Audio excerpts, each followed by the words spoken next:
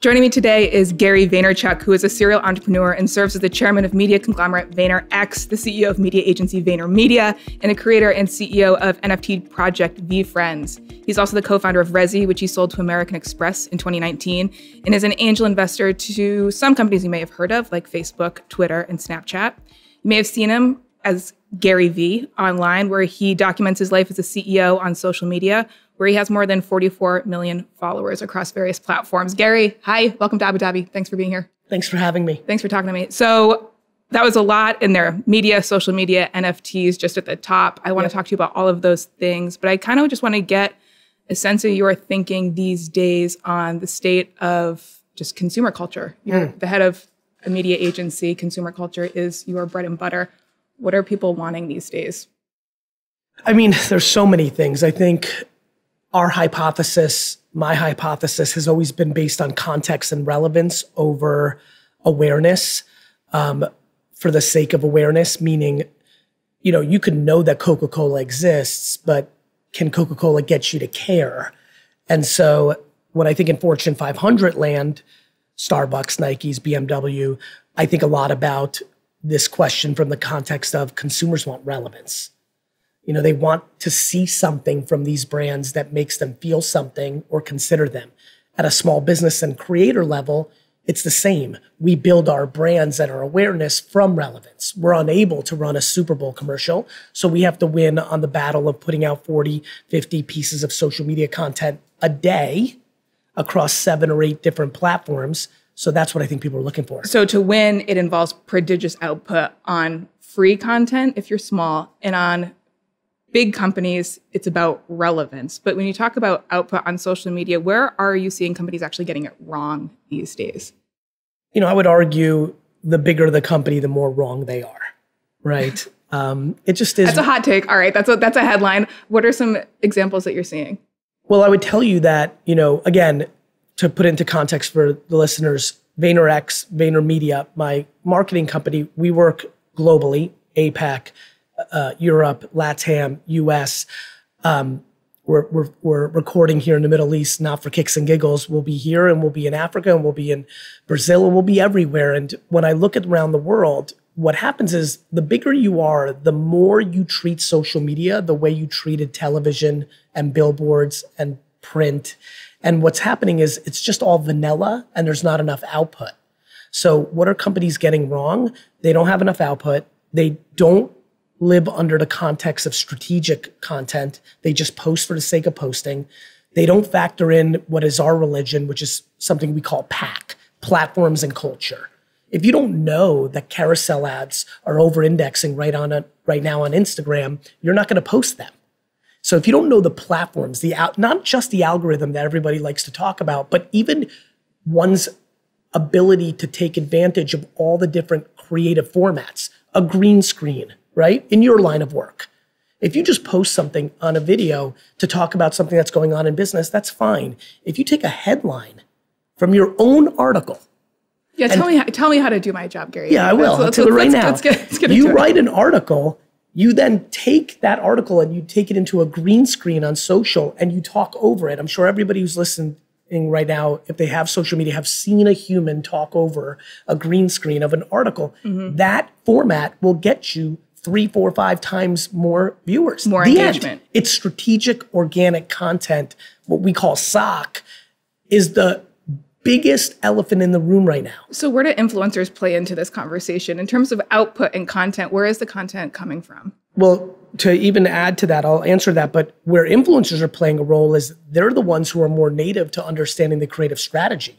They have no choice. They're the modern day copywriter. They're the modern day. They are. Where do they fit into the agency model? Well, to me, they're competitive to the agency model. They're additive to the agency model. They are the future agency owners. That's what I came from. I was making wine content and realized this actually scales for every business in the world. Let me start an agency. VaynerMedia is literally, besides Wieden and Kennedy, the largest global independent agency that's been created in the last 40 years. That came from a content creator. That's who I was. Yes, I was a retailer. Yes, I was an e-commerce retailer. But at the end of the day, the only reason I forayed into Madison Avenue was because I spent a half a decade winning on content and was realizing it was outperforming my print, radio, direct mail, and television advertising. And so how is content evolving? So when my first job out of college was at an ad agency.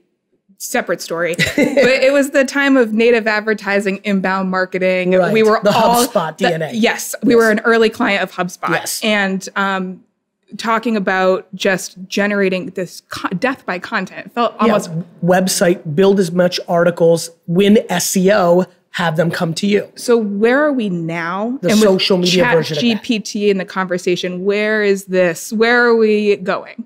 Well, that's a different thing, but I'll answer both of those. One, we are in the social media version of what the website version of inbound marketing was 15 years ago. So it is a volume game. Mm-hmm. But, you probably learned this at the time. I don't know how long you were there, but what people learned in writing SEO and articles was, yes, it'd be awesome if you wrote 50, but it'd be a heck of a lot better if you wrote 13 great ones than 50 bad ones. Right. When I say make a lot of content, if you make 13 horrible pieces of social media content, there's only so much good that can come of that. It's better than one horrible piece of content, but the reality is you have to be good at it. As far as ChatGPT is, we are in the pre-dawn of scaled AI making a huge impact on copy and creative. I think for us personally at Vayner and me personally, the trademark and copyright aspect of all of this is a very big elephant in the room. And so we can't use it yet for our clients.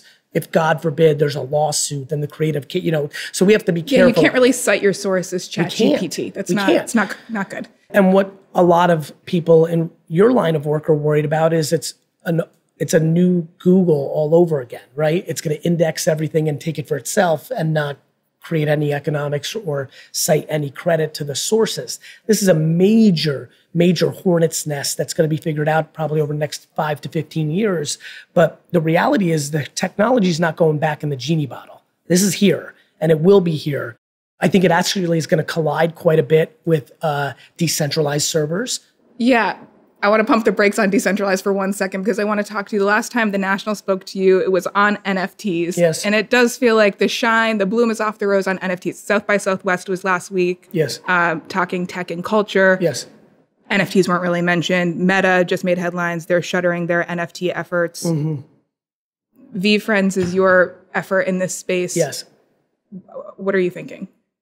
I'm thinking what I thought 9 months ago when I made 50 to 100 pieces of content that said 99% of these things are going to go to zero, because what happened was what happened with late 90s internet stocks.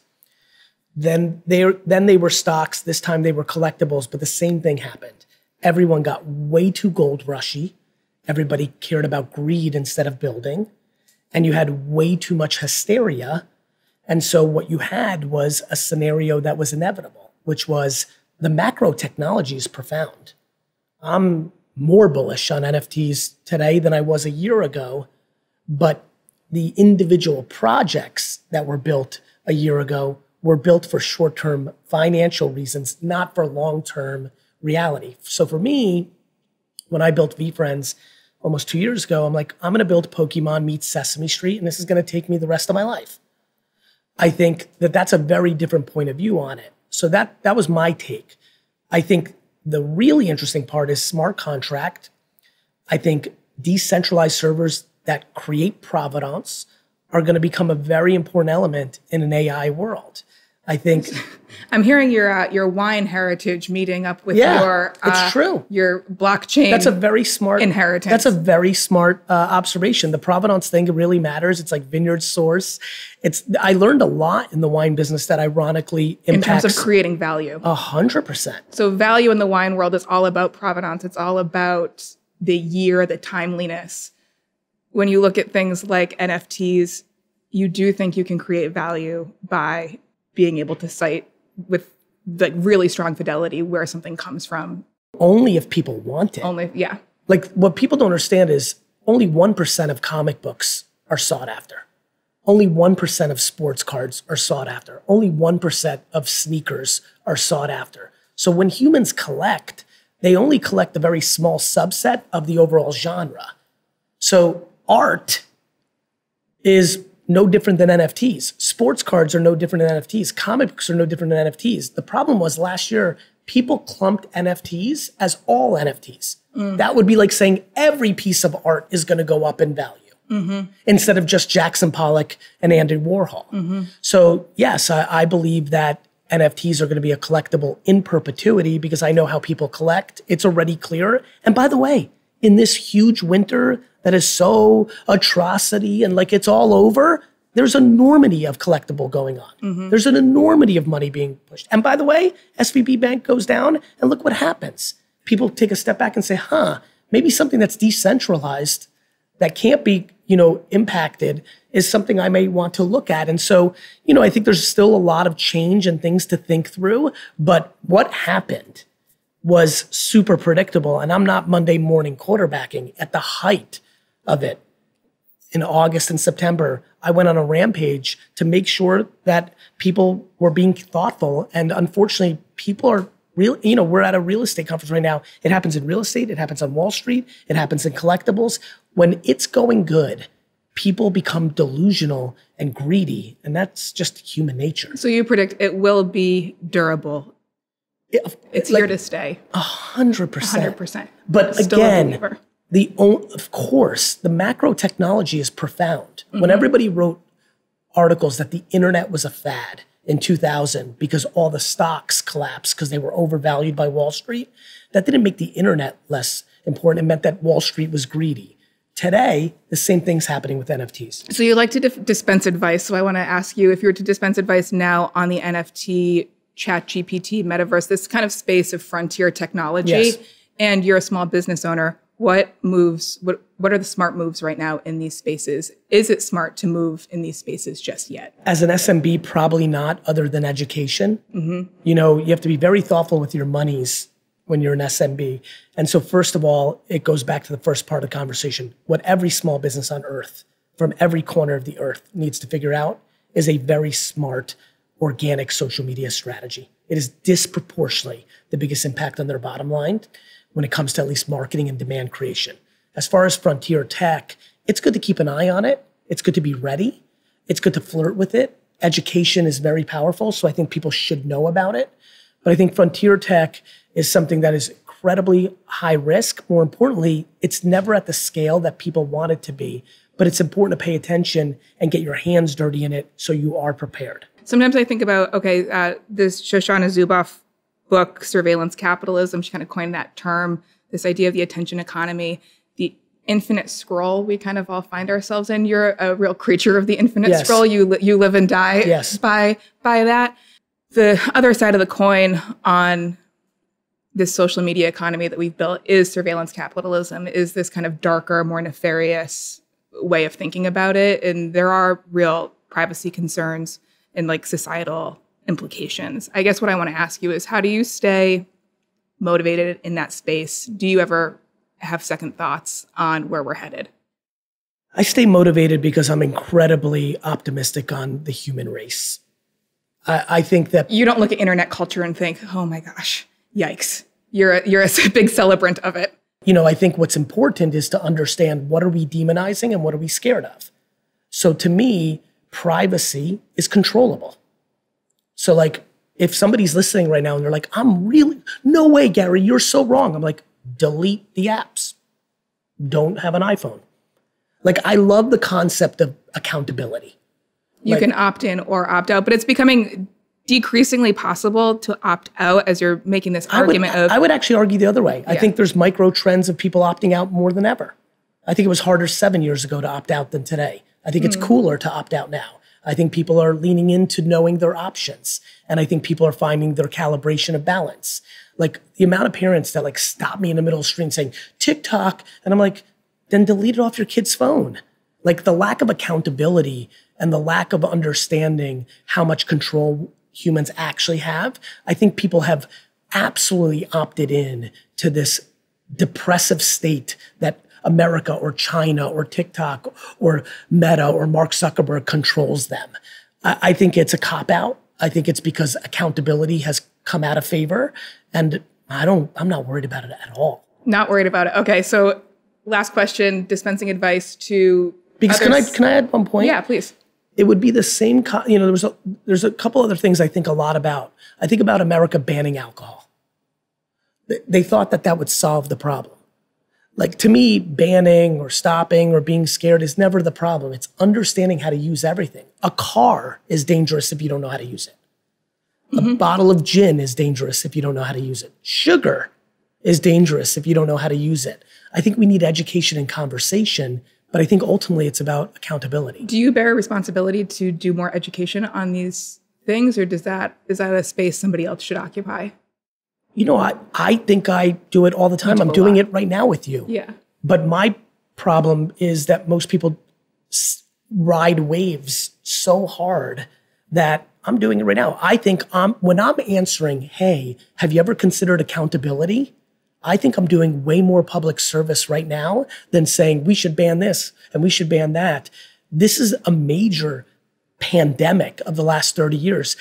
The world has fallen in love with pointing fingers. It's your fault. You're media. It's my fault. I'm social media. Why are we not into thumbs? Well, my question really was, how do you stay motivated in a landscape that's yelling at you and pointing fingers? How do you get up every morning and kind of get back on the horse? Because I have no attachment to the validation and or the tearing down. See, one of the great things when you don't believe in your own headlines is you don't believe in the trolling either. When you are actually in a state of doing things for yourself and what makes you happy, not the addiction of the validation of the likes or the treachery of being torn down, you're in a much better place. I'm motivated because I'm detached. All right. A stoic line to end on. I don't know if I believe you that you're detached. Well, I think that's only because you don't know me. Yeah. Which I respect. It's one of the reasons I judge no one. I don't know them. Gary V, fun to talk to you. So much fun. Thanks for taking the time. Thank you.